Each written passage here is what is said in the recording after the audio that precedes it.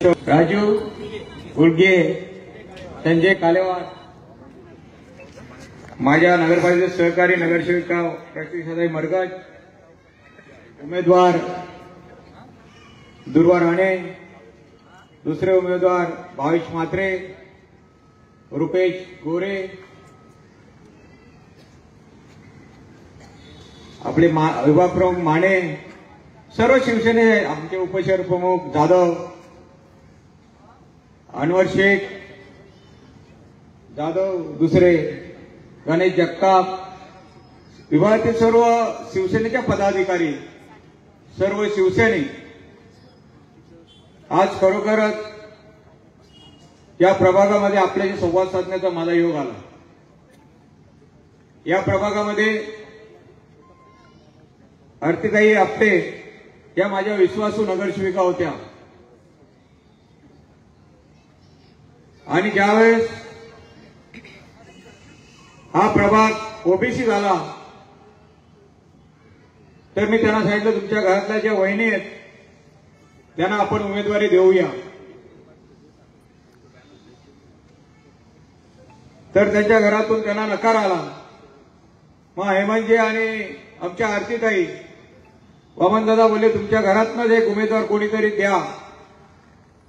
मग मी रुपेश गोरे असतील, इथले शिवसेनेचे पदाधिकारी असतील, यांच्याशी चर्चा केली आणि भावेश म्हात्रेला 2020 सालापासून या प्रभागात काम करण्याची सुरुवात केली।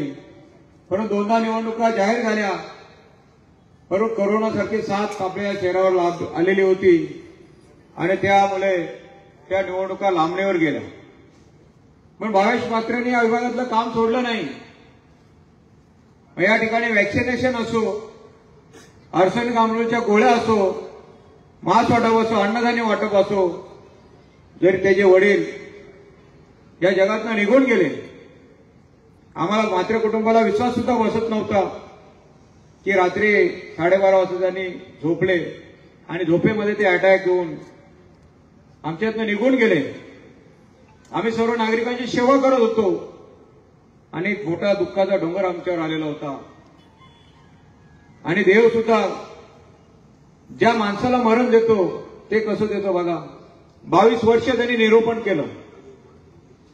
ज्यावेळेस या ठिकाणी बैठक चालू झाली त्या दिवसापासून तो बैठकीला जायचा, बैठकीला जाता आता स्वतः निरूपण करायचा। 1988 सालापासून तो बैठकीला जायचा। आमच्या मांजरलेला मस्कर हॉलमध्ये ती बैठक भरायची आणि लगेच तो निरूपण करायला लागला। आमच्या घरामध्ये अधिष्ठान आहे आणि मला वाटतं आता नक्कीच आमची वहिनी असेल, भावेश असेल, छोटा भाऊ त्याचा इंजिनियर आहे, आमचं सुशिक्षित कुटुंब आहे आणि आम्ही या शहरामध्ये 9 मंदिरं बांधलेली। कोणी काहीतरी अफवा पसरत असेल, बदनामी करत असेल की बदनामी करण्याशिवाय यांच्यावर काय उरलं नाही। हे लोक सुद्धा या ठिकाणी नगरसेवक होते, त्यांनी आपल्या प्रभागात काय काम केलं? फक्त कुरघोडी करायचं काम केलं। गणेश कसा मोठा होणार नाही, माझ्याकडेच कसा काम करेल, 10-15 हजाराची नोकरी करत कसा कायमस्वरूपी माझ्याकडेच राहील, हा बघत राहिला। परंतु नियती माणसाला कधीही माफ करत नाही। त्यांना लवकरच आमदार होण्याची स्वप्न पडलेली होती आणि त्यांनी शिवसेना सोडून दुसऱ्या पक्षात गेले। दुसऱ्या पक्षात गेल्यानंतर आमदारकीची निवडणूक लढवली, त्यांना त्या पक्षाने सुद्धा उमेदवारी दिली नाही, अपक्ष उमेदवारी लढवली आणि या प्रभागातनं मला वाटतं 200 का 250 मतं त्यांना पडली। म्हणजे या प्रभागातल्या जनतेचं किती प्रेम आहे हे त्यांना त्या आमदारकीच्या वेळेस दिसलेलं आहे। मी मागच्या वेळेस बोललो, त्यांनी भरपूर आरोप आमच्यावर केले, पण मी त्यांना सांगतो, मित्रा तू आहे तसं जागेवर राहा, आरोप करू नको। प्रत्येक जण हा काचेच्या घरामध्ये राहतो, तुम्ही एखाद्याच्या घरावर दगड मारली की तुझ्यावर सुद्धा ती रिटर्न दगड फेकण्याची पाली तुझ्यावर येऊ देऊ नको। भावेश म्हात्रे हा गुंड आहे, 6 वर्ष तुमच्या माता भगिनीबरोबर फिरला। कधी तुम्हाला समजलं का की हे म्हात्रे कुटुंब कधी गुंडगिरी करतंय? पण तुम्हाला सांगू इच्छितो, आमच्या केसाला आमच्या अंगाला कोणी जर धक्का लावला की त्याला आम्ही कधी सोडणार नाही। हे तर नक्कीच सांगेल की जर आमच्या कोणी अंगावर आला तर त्याला अंगावर घेण्याची ताकद सुद्धा या म्हात्रे कुटुंबियामध्ये। आम्ही प्रामाणिकपणे या शहरामध्ये काम करतो, म्हणून कोणी काही बोला तर आम्ही सहन करणार नाही। ऐऱ्यागाऱ्याच्या हातात जर हे शहर असतं तर हे शहर तुम्हाला बकाल दिसलं असतं। थोडी दबंगगिरी सुद्धा पाहिजे या मताचा मी आहे, नाहीतर रोज माहितीचे अधिकार, रोज सामान्य नागरिकांना त्रास, रोज इथल्या डॉक्टर लोकांना त्रास, रोज इथल्या व्यापाऱ्यांना त्रास, रोज इथले जे गोरगरीब हातगाड्या लावतात त्यांना त्रास। मग वसुलीचा अड्डा या शहरामध्ये चालू झाला असता, पण वामन म्हात्रे आणि वामन म्हात्रेच्या कुटुंबाने कधी कोणाची 10 रुपयाची लाचारी या शहरामध्ये पत्कारलेली नाही आणि आम्ही कोणाला पत्कारू सुद्धा देणार नाही। ज्याच्या वेळेस गोरगरिबावर अन्याय होतो तेव्हा वामन म्हात्रे पुढे असतो, ज्याच्या वेळेस कोणाला हॉस्पिटलची गरज असते आमचा गणेश राणे पुढे असतो, कोणाला अँब्युलन्स लागो, कोणाला चांगल्या हॉस्पिटलमध्ये पुढे अटॅक आला तर पुढच्या हॉस्पिटलमध्ये ऍडमिट करायचा हे सुद्धा माहिती नसतं। एखाद्याचा पाय फ्रॅक्चर झालं त्याला हाडाच्या दवाखान्यात न्यायचा, कुठल्या साध्या दवाखान्यात न्यायचं हे सुद्धा माहिती नसतं। पूर्ण प्रत्येकाला डॉक्टर सुद्धा कुठच्या आजारासाठी कुठच्या डॉक्टरकडे नेलं पाहिजे हे काम ते गणेश राणे करतात आणि आज त्यांच्या पत्नीला उमेदवारी दिलेली आहे। हेच आमच्याकडे उमेदवारी मागत होते, जीवाचा अल्पापेटा केला त्यांनी या व्यासपीठावर यावं आणि आज वामन म्हात्रे जाऊन सांगावं। अनवरजी या ठिकाणी असतील, ज्या दिवशी त्यांनी भाजपा पक्षात प्रवेश केला त्याच्या आदल्या दिवशीवर मला सांगितलं की मला या वार्डातून शिवसेनेची उमेदवारी द्या, माझा जुना पक्ष, मला त्याच पक्षामध्ये काम करण्याची आवड आहे। मी बोललो गणेश राणशी चर्चा कर, 2200 तिकीट तुला भेटणार नाही। 22ने या वार्डामध्ये मेहनत केलेली आहे, या वार्डामध्ये आम्ही शब्द दिलेला होता आरतीताईंच्या प्रचाराला ज्यावेळेस मी आलो होतो की या वार्डामध्ये कुठचा एक रस्ता खड्डेमय राहणार नाही। या वार्डातले सर्व रस्ते विना मात्र बाजूच्या वार्डात होती, सर्व रस्ते काँक्रिटीकरणाचे केलेले आहेत, चांगलं उद्यान त्या ठिकाणी बनवलेलं आहे, चांगल्या स्ट्रीट लाईट या ठिकाणी आम्ही लावलेल्या आहेत, चांगलं पाणी आम्ही या ठिकाणी आणलेलं आहे। म्हणून तुझी जर इच्छा असेल तर तू कुठच्याही वार्डामध्ये निवडणूक लढू शकतो। आम्ही सांगितलेलं 22 नंबर वार्डामध्ये तू उभा राहा, त्या ठिकाणी जागा खाली होती, तो स्वतः पनवेलकर इस्टेटमध्ये पार्कमध्ये राहतो ना गणेश, तो त्याच्या विभागातला वार्ड होता, त्या ठिकाणी उभा राहून तू निवडणूक लढो। आम्ही सर्व प्रकाश मार्ग, आम्ही सर्व शिवसैनिक तुझ्या पाठीचे आहोत। प्रकाश बरोबर ना?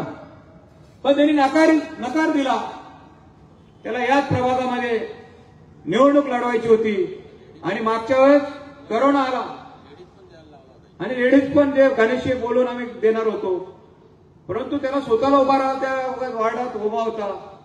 परंतु जेव्हा कोरोनासारखा काळ आला त्यावेळेस भावेश म्हात्रे गणेश रात्रंदिवस आपली सेवा करत राहिले, तेव्हा हा कुठे होता का रे गणेश? ज्याच्या अगोदर निवडणुका लागल्या ऑफिस टाटलं तो राष्ट्रवादीत गेला, इथली शिवसेना कमकुवत करण्याचं काम त्यांनी केलेलं होतं। तेव्हा भावेश म्हात्रेला मी या ठिकाणी आणलं, तेव्हा रुपेश पण आपल्या बीजेपी पक्षात काम करत होता, बरेचसे लोक या ठिकाणी बीजेपी, मी या सर्वांची मोड बांधली, त्यांना शिवसेनेचे विचार पटवून सांगितले की प्रत्येक जण मेहनत करेल, तुमची मेहनत कधी वामन म्हात्रे वाया जाऊन देणार नाही। आणि आज रुपेश तुम्हाला माहिती असेल, माने तुम्हाला माहिती असेल, बनी माहिती असेल, गणेश असेल, अनवर असेल, निलेश कदम असेल, हे भावेशच्या जोडीला खांद्याला खांदा लावून या ठिकाणी काम करतात। आणि आमच्या डांगे, नाही तर बोलून माझं नाव नाही घेत, आता मोठं कॉन्ट्रॅक्टर व्हायचं त्याला बरं। आणि आमचे आता जाधव कुटुंबीय पण आमच्या बरोबर आहेत, बरोबर आहे ना? मी तुम्हाला पण शब्द दिलाय, जयराम दादांनी या ठिकाणी शिवसेनेची पायामुलं रोवली आणि आज त्याचं वटवृक्ष झालेलं तिथं दिसतंय। नक्कीच जाधव कुटुंबियांना सुद्धा अभिमान असेल आणि नक्कीच त्यांची सुद्धा मेहनत आम्ही वाया जाऊन देणार नाही। अशी विविध विकासाची कामं आम्ही या पूर्ण बदनावर शहरामध्ये करतो, शिरगावमध्ये करत नाही। हे तर आपलं होम पिच आहे, माझ्या घरातला सदस्य तुम्ही निवडून देणार आहात तर नक्कीच पहिलं प्राधान्य कोणाला असेल? दुर्वा राणेला असेल, प्रतीक्षा ताईला असेल, भावेश म्हात्रे असेल, मुकुंद भोईरला असेल। आणि मला वाटतं कुठचंही काम तुझं बाकी ठेवलेलं नाही। जो पाण्याचा प्रश्न आहे त्यासाठी 240 कोटी रुपयाचा निधी एकनाथ शिंदे साहेब यांनी दिलेला आहे. 15 जानेवारीपासून या शहरामध्ये पूर्ण 2056 सालापर्यंत पुरेल एवढं पाणी या शहराला आपण देणार आहोत. या ठिकाणी शिरगाव सारखा भाग आहे त्या ठिकाणी अंडरग्राऊंड ड्रेनेजचं काम सुद्धा मंजूर केलेलं आहे. ते सुद्धा लवकरात लवकर चालू करणार आहेत आणि जे आपलं सांडपाणी आहे ते सांडपाणी आपण ट्रीटमेंट प्लांट नेऊन जाणार आहोत. अशी विविध विकासाची कामं संजय जाधवने अख्खा पाडा वाचलेला आहे. पुन्हा पुन्हा मी त्याच्यावर बोलणं योग्य होणार नाही म्हणून संजय जाधव जे बोलले ते करून दाखवण्याची हिंमत या वामन मात्रेमध्ये आहे आणि त्यासाठी तुमचे आशीर्वाद दुर्वा राणेला असेल, गणेश राणेला असेल, आमच्या प्रत्यक्ष ताईला असेल, मुकुट मोरेला असेल, बाजूला अविनाश मोरे असेल, त्या ठिकाणी आपल्या राऊत मॅडम असेल आणि बाजूच्या विरोधात तर काल एक आपली शीतलची बिनविरोध सीट झालेली आहे कारण त्यांना माहिती यासमोर डिपॉझिट सुद्धा राहणार नाही आणि त्या ठिकाणी मी उमेदवार आहे आणि नगराध्यक्ष पदाच्या उमेदवार या विना मात्रे आहेत. याला तर लोकांचा एवढा प्रतिसाद आहे. जी नगराध्यक्ष पदाची उमेदवार आहे ती तिला स्वतःला शाश्वती नाहीये की मी नगराध्यक्ष होईल म्हणून ती नगरसेवकेला म्हणून तिच्या प्रभागात उभी राहिलेली आहे. तुम्ही सांगा ती डमीच उमेदवार झाली ना. स्वतःला विश्वास असता तर तिथली एक जागा कोणाला जर दिली असेल त्या ठिकाणी नगरसेवक म्हणून कोणतरी निवडून आला असता. पुन्हा जर ती त्या प्रभागात निवडून आली नगरसेवक निवडून पुन्हा नगरपालिकेच्या तिजोरीवर खर्चाचा परिणाम होईल कारण कुठेतरी एकच सदस्य राहावं लागेल. दोन्ही ठिकाणी सदस्य राहता येत नाही म्हणून त्यांच्या पायाखालची वालू घसरलेली आहे आणि नगराध्यक्षाला त्यांनी आपल्याला बाय दिलेली आहे असं मला आजच्या दिवशी वाटतंय. नेहमीच बोलतात सुशिक्षित चेहरा, सुशिक्षित आम्ही. अरे आम्ही काय अनाडी आहे का? अरे आमच्या पण सर्व उमेदवार हे पदवीधर आहेत. भावेश म्हात्रे पण 12वी झालेला आहे.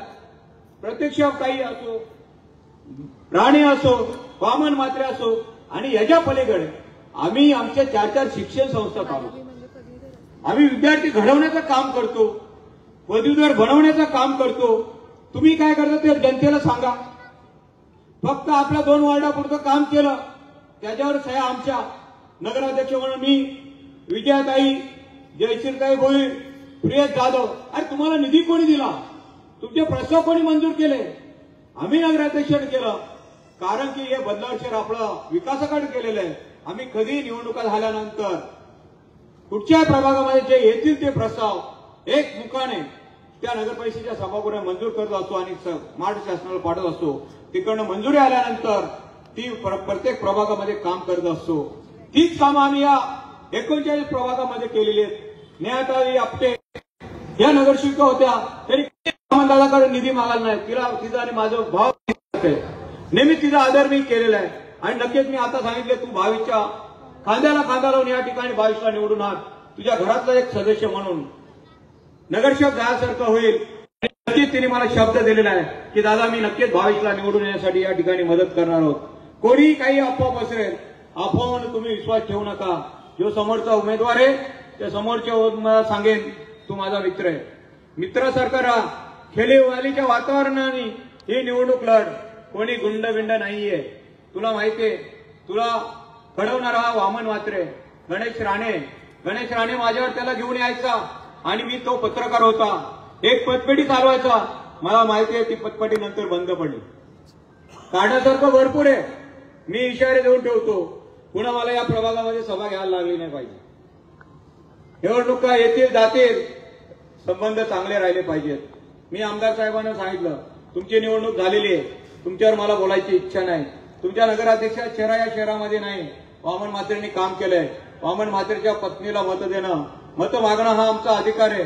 राजन घोरपणे काम केलं असतं तर त्याला या ठिकाणी चोरून नगराध्यक्ष तो झालेला होता. आमची नैसर्गिक युती असताना सुद्धा पाठीमागून वार करून राष्ट्रवादी बरोबर युती केली आणि नगराध्यक्ष झाला. नगराध्यक्ष झाल्यानंतर काय दिवे लावले तुम्हाला माहिती आहे. एक तरी काम नगराध्यक्ष झाल्यावर त्यांनी दाखवावं की मी नगराध्यक्ष झालो आणि चांगलं या शहराच्या विकासाचं काम केलंय. एक सुद्धा काम नाही केलं. ज्यानंतर वामन म्हात्रे 2011 साली नगराध्यक्ष झाला त्यापासून त्याचा स्वतःचा प्रभाग असो, आजूबाजूचे सर्व बदलावरची कामं असो, ही वामन म्हात्रेच्या नेतृत्वाखाली सर्व शिवसेनेने केली. 2014 साली निवडणुका झाल्या. या बदलापूरच्या जनतेने पुन्हा एक हाती सत्ता वामन म्हात्रेला दिली. एक हाती सत्ता दिल्यानंतर सर्व काँक्रिटीकरणाचे इथले रस्ते असेल, आमदार साहेब मला वाटतं काहीतरी पुढच्या सभे मगाशी बोलले की इथला निधी यांच्या प्रभागातला निधी मी आणला, आम्ही डिनाय करत नाही. आमदार साहेबांनी 100% निधी आणलेला आहे, पण वामन म्हात्रेचा सुद्धा आमदार साहेब त्याच्यात हिस्सा आहे, सिंहाचा हिस्सा आहे, सिंहाचं वाटा आहे. एकनाथजी शिंदे साहेब हे आमच्या पक्षाचे प्रमुख नेते आहेत, त्यांना सुद्धा तुम्हाला जो निधी दिलाय तो त्यांच्या सहीनिशी दिलाय. वामन म्हात्रेच्या पत्रावर जो निधी दिलाय तुमच्यापेक्षा जास्त आमदार असताना सुद्धा या बदलाव शहराला जास्त दिलाय. तुम्ही या, कधी डिबेट घ्या पत्रकारांनी, आमदार साहेबांना एका बाजूला बोला, वामन म्हात्रेला बोलवा, राजन घोरपडेला बोलवा, तिथंच आपण नगराध्यक्ष पदाचा आपण फैसला करू. जर त्यांनी जास्तचा निधी आणला असेल, मी विना मात्र त्या दिवशी सांगेन की त्या दिवशी पाठिंबा देईन की भाजपाच्या रुचिताबाई घोरपडे या नगराध्यक्ष म्हणून या शहराच्या होतील. नाहीतर त्यांनी डिक्लेअर करायचंय की आमच्या राजन घोरपडे 1 कोटी रुपयाचा निधी या बदलाड शहरामध्ये वामन म्हात्रेच्या 5% जर निधी स्वतःच्या पत्र आणला असेल, ज्या प्रमा आले त्या वामन म्हात्रेच्या शिवाय, वामन म्हात्रे नाव आहे त्याच्यावर, जी प्रत्येक सरकारी ऑर्डर आहे त्याच्यावर वामन म्हात्रेचं नाव आहे. अशा 25 प्रमा जर त्यांनी दाखवल्या, नाहीतर मी आता दाखवतो 10 तारखेला सुद्धा 25 कोटीचा निधी या बदलापूर शहराला एकनाथजी शिंदे साहेबांनी दिलेला आहे. म्हणून अशी भरपूर विकासाची कामं या ठिकाणी आम्ही केलेली आहेत. जे डीपीआर आम्ही या ठिकाणी माड शासनाला पाठवतो ते डीपीआर मंजूर करण्याचं काम एकनाथजी शिंदे साहेब करतात. म्हणून तुम्ही आमदार झालेले आहात, आम्हाला आनंद आहे. आणि मी तुम्हाला सांगितलेले, ज्या दिवशी 3 डिसेंबरला निवडणुका होतील, शिवसेनेचे किती शिल्लेदार निवडून ते तुम्ही टीव्हीवरनं बघा, आणि सर्व शिल्लेदार दुसऱ्या दिवशी तुमच्या घरी मी घेऊन येणार आहे आणि तुम्ही त्याचं स्वागत करणार आहे आणि सांगणार आहे हे बदलापूरचं खेलीमेलीचं राजकारण होतं. या राजकारणामध्ये पुन्हा हे बदलापूर शहर आपल्याला विकासाकडे न्यायचं आहे. आणि नक्कीच तुम्ही आमदार म्हणून तुमची कामं करत राहा, आम्ही नगराध्यक्ष म्हणून नगरपालिकेची कामं करत राहू. नेहमीच तुम्ही आमच्या नगरपालिकेवर भ्रष्टाचाराचा आरोप करू नका.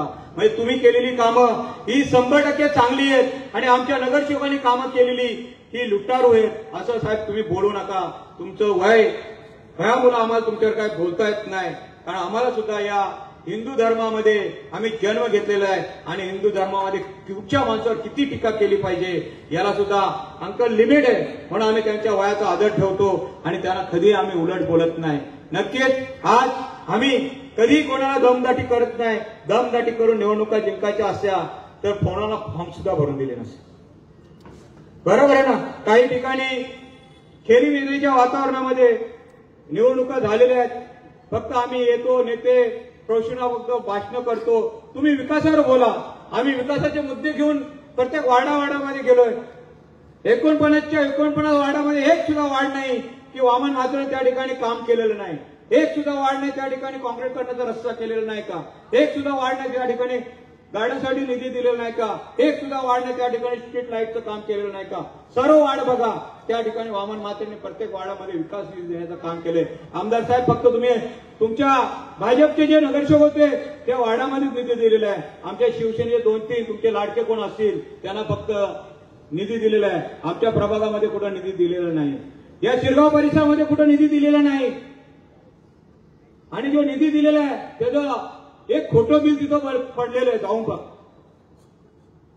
श्रद्धा, तू उद्या जा आणि आंबेडकर उद्यानाचं 176 लाखाचं खोटं बिल तुला मी देतो व्हॉट्सअपवर. मला त्याची बिलाची प्रत आलेली आहे. आणि त्या मुख्य अधिकाऱ्याला सांगा त्या इंजिनियरला पहिला सस्पेंड करा आणि त्याच्या मागचा कॉन्ट्रॅक्टर कोण आहे हे शोधून त्याच्यावर ताबडतोब गुन्हा दाखल करा. अशी मागणी मी आज या सभेतनं करतोय. म्हणून आमदार साहेब तुमच्या बाजूला जे बगल बच्चे आहेत ते बगल बच्चे काय काम करतात तेही तुम्ही शोधा. तुम्ही चांगले व्यक्ती आहात, चांगला माणूस आहात, चांगले लोकपती आहात. तुम्ही नेहमी भाषणामध्ये सांगता मी पैसे कमवले नाही पण मी माणसं कमवलेत. आम्ही तुमचा आदर करतो. पण तुमच्या आज मागचे जे बगल बच्चे हे तुमच्या मागे काय करतात हे सुद्धा त्याच्यावर तुम्ही लक्ष ठेवा. कारण का पीडब्ल्यूडीनं भरपूर कामं श्रद्धा या ठिकाणी आणली. आमदार साहेबांना माहिती सुद्धा नाही त्यांची परस्पर बिलं आम्ही नगरपालिकेनं कामं केलेली आहेत. DG1चा रस्ता तुम्ही जाऊन बघा. पीडब्ल्यूडीचा रस्ता मी त्याचं बिल काढलेलं आहे. मी स्वतः त्याचं पत्र दिलेलं आहे. आमदार साहेबांना मी जाऊ दे ही खेलीमेलीची निवडणूक झाली पाहिजे नाहीतर ते पत्र काढणार होतो. म्हणून मी सांगितलं 1 बोट आमच्यावर तुम्ही उघडाल 4 बोट तुमच्याकडे होऊन जाऊ दे. जे व्हायचं ते बदलावच्या जनतेसमोर आम्ही कधी जनतेच्या कोर्टात आलेलो आहे. जनतेने ठरवायचंय. आम्ही जर या बदलावर शहरासाठी विकासासाठी काहीच केलं नसाल तर माझ्या एकही शिवसैनिकाला मत देऊ नका. पण मी हक्काने सांगेन तुम्ही कुठेही नगर विकासची वेबसाईट काढा, बदलाव शहराला किती निधी एकनाथजी शिंदे साहेबांनी दिला हे बघा. नुसतं भाषणात बोलणं सोपं असतं, पण कृतीत आणणं हे सुद्धा मोठं काम असतं. आणि आम्ही प्रत्येक गोष्ट कृतीमध्ये आणलेली आहे आणि त्याच्याच जोरावर आज आम्ही या निवडणुका लढतोय. म्हणून यासाठी आता बघा 7 वाजल्यापासून माझ्या माता भगिनी बसलेत एवढ्या मोठ्या संख्येने. आज त्यांच्या घरात पाणी येत असेल, त्या ठिकाणी स्वयंपाक बनवायचा असेल, तर त्यांना असं वाटतंय की माझ्या प्रभागात चांगला प्रतिनिधी निवडून आला पाहिजे. त्यासाठी त्यांचा हात आतापिटा आहे. घराघरात जाऊन ते सर्व मतदारांना सांगत असतात. आम्ही आमचा स्वतःचा अजेंडा ठेवलेला आहे. एकनाथजी शिंदे साहेब 29 तारखेला या बदलावर शहरामध्ये संबोधित करण्यासाठी येणारच आहेत. तेव्हा सांगतीलच त्यांनी या बदलाव शहरात किती. आज तुम्ही सांगा प्रशासकीय बिल्डिंग, तुम्ही जाता सर्व पत्रकार, पहिला आम्हाला टॅक्स भरायला लागायचा तर कुठेतरी उन्हामध्ये उभा राहायला यायचं. यांचाच नगराध्यक्ष होता 9 वर्ष, राजन घोरपडे होता 6 वर्ष, सलग 10.25 वर्ष भाजपचा नगराध्यक्ष होता. तुम्ही पार्किंगची काय दुरावस्था करून ठेवली. अकॉमोडेशन रजिस्ट्रेशन खाली ते 2 बिल्डिंगचे प्लॉट दिले, त्या ठिकाणची पार्किंग नष्ट झाली. आज माझ्या माता भगिनी स्टेशनला गेल्या, त्यांची स्कूटी उचलून घेऊन जातात पोलीस लोक. आज नक्कीच पार्किंग सारखा प्रश्न या शहरामध्ये निर्माण झालेला आहे. मी तुम्हाला शब्द देतो 2029 साली जेव्हा एमएमआरडीचा नवीन प्लॅन येईल तेव्हा माझ्या सर्व माता भगिनींना, आज ज्यांना प्रत्येकाला 4 व्हीलर घ्यायचे असेल पण त्यांना पार्किंगसाठी आपल्या बिल्डिंग खाली जागा नाही, एक पार्किंगसाठी मोठा प्लॉट या बदलावर नगरपालिका हद्दीमध्ये असेल, त्या ठिकाणी पार्किंग करतील आणि घरी येतील. अशी विविध विकासाची कामं या ठिकाणी. चांगलं क्रीडा संकुल असेल, क्रीडा संकुलावर पण मगाशी कात्रपला ते बोलले संभाजी शिंदे, अरे बाबा आपण 48 कोटीचा डीपीआर तयार केलेला होता, फायनल टीएस लावून पाठवलेलं, पण आपल्याला आमदार साहेबांनी सांगितलं मेट्रोचं पार्किंग शेड त्या ठिकाणी करायचंय. मी तेव्हा विरोध केला, पण तिथले मुख्याधिकारी अरे जाऊ दे वामन, ते काय होणार नाही. पण आमदार साहेबांना आपल्याला दुखवायचं नाही. आम्ही नगरपालिकेने ठराव करून तो एमएमआरडीला पाठवला. आता गेली ती 10 वर्ष आणि अजून ती जातील ती 10 वर्ष, 20 वर्ष त्या ठिकाणी काय पार्किंग शेड होणार नाही. म्हणून किती मोठं नुकसान आहे. आज त्यांनी सांगितलं की आम्ही त्या ठिकाणी नाट्यगृह बांधणार, त्यासाठी 14 लाख रुपये कोटीचा निधी आलेला. संभाजीराव माहितीचे अधिकारवाले, त्यांना प्रत्येक गोष्ट माहितीची असते. त्यांनी सांगितलं मी व्यावसायिक आहो, पण तुमचं नाव जरी व्यावसायिक असेल, बिल्डर असेल, नगरसेवक असेल, पण शहरामध्ये तुमच्याच नेत्यांनी तुमचं नाव ठेवलेलं जीएसटी. म्हणून त्यांची काल बातमी बघितली मी, जीएसटी, जी म्हणजे घोरपडे, टी म्हणजे तेली, एस म्हणजे संभाजी शिंदे. हे नाव कोणी पाडलं या शहरामध्ये? संभाजीराव, तुम्ही तुमच्या लोकप्रतिनिधीला विचारा, ज्याच्या खांद्याला खांदा तुम्ही लावून फिरतात. आमच्या तोंडावर बोलले, पत्रकारांच्या बोलले, सर्व लोक या जीएसटी गँग पासून सावध राहा. हे आमदार साहेबांनी आम्हाला सांगितलेलं आहे. म्हणजे खोटं बोलत नाही. आणि यांनाच आमदार साहेब आता घेऊन फिरता या जीएसटी गँगला. म्हणजे कोण त्या नगरपालिकेत जाऊन कोण भ्रष्टाचार करणार आहे हे अगोदर त्यांनी आम्हाला डिक्लेअर केलेलं. मग तुम्ही सामान्य कुटुंब आहे ते पाटील कुटुंब, त्यांच्यावर तुम्ही टीका करता. त्या गीतेनं आज ती व्यासपीठावर बोला, मी 4 मीटिंग नगराध्यक्षाने केला की बोला तुमचा तो नाट्यगृहाचा प्लॉट आहे तो तुम्ही टीडीआर घेऊन नगरपालिकेला हँडओव्हर करा. त्यांनी सांगितलं आम्हाला कॅशमध्ये पैसे पाहिजेत. आमच्या मुलांचं फ्युचर आहे, त्या फ्युचरसाठी आमच्याकडे दुसरी जागा नाही. नाहीतर आम्हाला जसं अकोमोडेशन रिजर्वेशन खाली लोकांना गाले बिले बांधायची परमिशन, तसं आम्हाला काहीतरी करा, तुम्ही वरती नाट्यगृह बांधा. आम्हाला पैसे नको, टीडीआर नको. मी बोला तुम्ही तसा प्रस्ताव द्या, आम्ही तो महाराष्ट्र शासनाला पाठवू आणि चांगलं नाट्यगृह त्या ठिकाणी बांधूया. ही संकल्पना वामन म्हात्रेच्यात होती. पण 2.5 वर्षाचा नगराध्यक्ष पद असताना तो टाइम पिरियड निघून गेला. त्या शेतकऱ्यांची जबरदस्ती घेऊन आपण कुठची प्रॉपर्टी घेऊच नाही. म्हणून खोटं बोलून रेटून नेणं हे संभाजीरावांनी थांबवलं पाहिजे असं मला वाटतंय. आणि खरं आम्ही तुमच्यावर टीका करण्याचं कारणच नाही. तुम्हीच आम्हाला तुमचेच नेते जे बोलतात ते फक्त आम्ही लोकांना सांगितलेलं आहे. म्हणून आज या प्रभागामध्ये जे उमेदवार आहेत ते आमचे मित्र आहेत आणि त्यांनी नेहमीच माझं त्यांना सहकार्य असतं. चांगल्या गोष्टी, वाईट गोष्टी, हुशार माणूस आहे. पण देव कधीतरी कुठेतरी त्याला बुद्धी दुसरीकडे नेते. त्या बुद्धीचा उपयोग करून त्या दुसऱ्या पक्षामध्ये गेलेले आहेत आणि नक्कीच या ठिकाणी त्यांनी सांगितलं मी राजकारण सोडलेलं आहे. गणेशजी बरोबर ना, मला पुन्हा राजकारणामध्ये पडायचं नाही, पण आता पुन्हा नगरसेवक व्हायची त्यांची इच्छा झालेली आहे. इच्छा झाल्यानंतर 24/7 2 काम करणारे लोक आहेत, हे तुम्ही गमवू नका. गणेश राजनेला 10 वाजता, 11 वाजता, 2 वाजता, 3 वाजता कधीही फोन करा, भावेशला कधीही फोन करा, तो तुमच्यासाठी सेवेसाठी हजर राहील. पण आमचे समोरचे उमेदवार आहेत, यांचा मोबाईल 10:30 वाजता नॉट रिचेबल होईल. बरोबर येणार आहे आणि तो कोणाला तरी पाठवाल, बाबा जा रे, त्यांना कोणाला हॉस्पिटल ऍडमिट करायचं ते बघ. आपल्या एखाद्या सामान्य नागरिकाच्या खिशात पैसे आहेत का नाही गणेश राणे बघणार नाही, भावेश मात्र बघणार नाही. ते बोलतील बाबा तुमचा कोणतरी नातेवाईक असेल त्याला विचार की काहीतरी मदत करतो, स्वतःच्या खिशामध्ये कधी हात घालणार नाही. हे असे लोकप्रतिनिधी आहेत. अशांना या प्रभागातनं लांब ठेवा. वामन म्हात्रे चा नेता हा सहीचा अधिकारचा नेता आहे. हे जरी निवडून आले, यांना निधी मागण्यासाठी बदलावर गावात जायला लागेल आणि त्यांची मेहरबानी असेल तर देतील, पण त्यांची मेहरबानी 2-4 नगरसेवकांनाच असते आणि त्यांच्या वार्डामध्ये विकासाची कामं होतात. यांच्यावर विकासाची कामं काय होणार नाही. म्हणून तुम्हाला जर प्रभागाचा अजून चांगली डेव्हलपमेंट करायची असेल तर गणेश राणेची पत्नी दुर्वा राणे आणि भावेश म्हात्रे बाजूला प्रतीक्षा मडगज आणि मुकुंद भोईर आणि नगराध्यक्ष पदाच्या उमेदवार वीणा म्हात्रे यांना आपलं अमूल्य मत देऊन प्रचंड मताने विजय करायचंय. आणि तुम्हाला सांगतो, जी निवडणुकीची प्रक्रिया आहे ती आजच निवडणूक आयोगाने डिक्लेअर केलेली आहे. एकच मशीन असणार आहे आणि त्या मशिनीवर नगराध्यक्षाचे 5 उमेदवार आहेत, त्या 5 उमेदवारांच्या निशाणी राहणार आहेत. त्याच्यात जे धनुष्यबाण असेल त्यावर वीणा म्हात्रेचं नाव असेल ते धनुष्यबाणाचं बटन दाबायचंय. अ मध्ये दुर्गा राणेचं नाव असेल त्या ठिकाणी दुर्गा राणेचं बटन दाबायचंय आणि ब मध्ये भावेश म्हात्रेचं नाव असेल त्या ठिकाणचं धनुष्यबाणाचं. म्हणजे तुम्ही काहीच बघायचं नाही, 3 धनुष्यबाणाची बटणं दाबायची आहेत आणि त्यानंतर लाईट लागेल. लाईट लागल्यानंतर आपलं मागे वळायचे. जोपर्यंत लाईट लागत नाही तोपर्यंत मतदान केंद्र आपण सोडायचं नाही. अशा पद्धतीने मतदान करून या तिघांना या प्रभागातनं प्रचंड बहुमताने आपण निवडून आणाल अशीच आजच्या दिवशी अपेक्षा व्यक्त करतो आणि या ठिकाणी थांबतो. जय हिंद, जय महाराष्ट्र. धन्यवाद.